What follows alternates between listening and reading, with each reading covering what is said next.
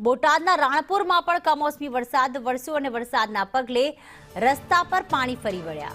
કમોસમી વરસાદના પગલે ખેડૂતો ચિંતિત બન્યા છે.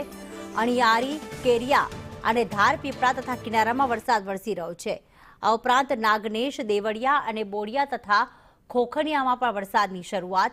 રાજપરા, અલમપર અને બુબાવાવ તથા જાડીલામાં પણ વરસાદ વરસી રહ્યો છે. વધુ અપડેટ સાથે અશ્વિન મકવાણા જોડાઈ ગયા છે. અશ્વિન, કેવી પરિસ્થિતિ છે વરસાદના કારણે, આ કમોસમી વરસાદના કારણે?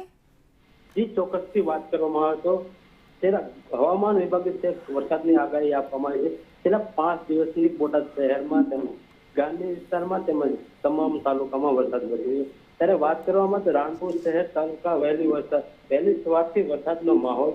રાણપુર શહેરના વહેલી સવારના પડતા રસ્તા ઉપર પાણી ભર્યા છે. આ વરસાદના ખેડૂતોમાં વધારે ચિંતા મૂકી છે. ત્યારે વાત કરવામાં તો રાણપુર શહેર તાલુકા અણિયારી હોય કે કેરિયા હોય, ધારપીપળા કિનારા તમામ ગામોમાં વરસાદ પડ્યો છે. ખેડૂતોમાં વધારે મુશ્કેલીનો આફતનો સામનો કરી રહ્યો છે.